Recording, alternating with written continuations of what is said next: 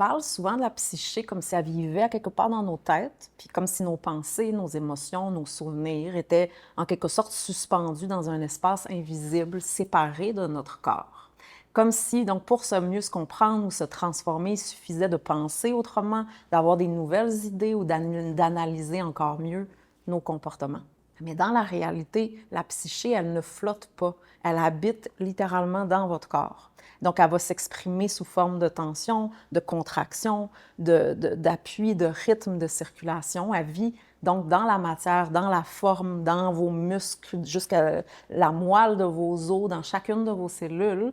Donc, dans la manière dont vous marchez, dont vous respirez, dans le timbre de votre voix. Et c'est là que beaucoup se trompent, c'est qu'on veut changer, on veut même rééduquer notre psyché avec des idées ou des prises de conscience ou des phrases inspirantes ou positives, mais on oublie en fait l'endroit où elle habite vraiment. On oublie que notre corps, c'est son terrain, c'est sa maison, c'est donc son langage premier.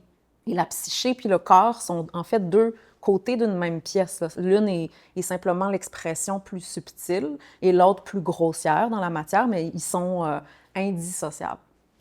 Et si vous observez quelqu'un attentivement, vous allez pouvoir lire sa psyché sans même connaître son histoire. C'est pas magique, c'est en écoutant, pas nécessairement en écoutant ce qu'il dit, mais en percevant son énergie, en voyant comment il se tient ou elle se tient, comment il bouge, comment il respire. Par exemple, un dos toujours arrondi ou à l'inverse, un chest bombé, bien, c'est pas seulement une question de posture. C'est souvent en fait un cœur qui est sensible, qui s'est protégé depuis vraiment longtemps. Ou des mâchoires serrées vont raconter une parole qui est retenue, une vérité qui est non dite, ou une colère finalement qui n'a jamais eu sa place d'exister. Un ventre tendu peut révéler une peur de se relâcher, de se ressentir pleinement, puis donc de perdre le contrôle. Une poitrine toute bloquée ou un bassin bloqué, bien, qui en fait refuse de laisser circuler nos réels désirs jusqu'à notre conscience. Donc, ces réalités-là en notre corps ou la forme que ça prend, ce n'est pas des accidents, ce n'est pas simplement juste une question d'habitude. Elles sont en fait l'expression directe de votre histoire intérieure. Donc, elles sont la psyché rendue visible, palpable, tangible. Donc, les pensées, nos émotions puis les sensations physiques, ce n'est pas trois mondes séparés. C'est en fait trois langages, trois manières d'expression d'un seul et même système vivant. Et quand quelque chose nous blesse profondément, là, ça ne va pas laisser simplement une trace dans notre mémoire ou dans notre humeur, ça va laisser aussi une empreinte jusque dans notre corps, dans notre respiration, dans nos muscles, dans notre manière de marcher. Et tant qu'on ne va pas jusque-là, dans cet endroit-là, tant qu'on ne rencontre pas cette empreinte-là dans notre corps, bien, notre psyché continue de rejouer la même histoire, même si dans notre tête, bien, on a l'impression qu'on comprend ou que c'est réglé déjà.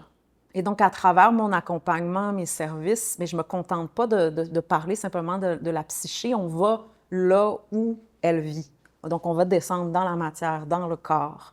Et relâcher une tension ancienne, c'est pas simplement le fait de détendre un muscle ou un travail superficiel, c'est en fait libérer littéralement une mémoire, une émotion, une manière, toute notre manière de percevoir la vie jusqu'à présent. Là. Donc, c'est pas rien. Et quand la respiration reprend son amplitude naturelle, qu'elle s'active d'elle-même, quand il y a un mouvement qui retrouve une mobilité plus fluide, quand il y a une zone qui était depuis tellement longtemps figée, qui se remet à vibrer, puis que la circulation reprend dans des zones qui étaient obstruées jusqu'à présent, mais c'est toute la psyché qui change de forme. Ça va changer tout dans notre vie, autant de manière interne que externe.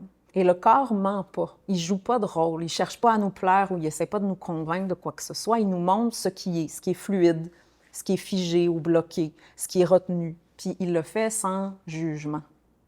Donc, apprendre à le lire, c'est apprendre à dialoguer avec la psyché, avec votre psyché, mais de manière beaucoup plus profonde que simplement avec des mots. Puis c'est aussi ressentir, accepter de ressentir puis percevoir la vérité, ce qui est ici et maintenant.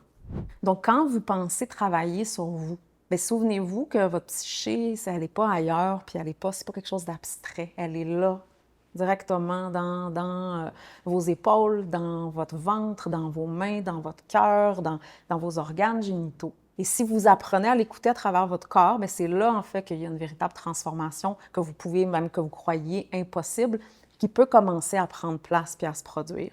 Parce que la psyché vit, comme je l'ai mentionné, dans votre corps. Donc, c'est de là qu'elle peut aussi, enfin, avoir l'espace pour respirer à nouveau.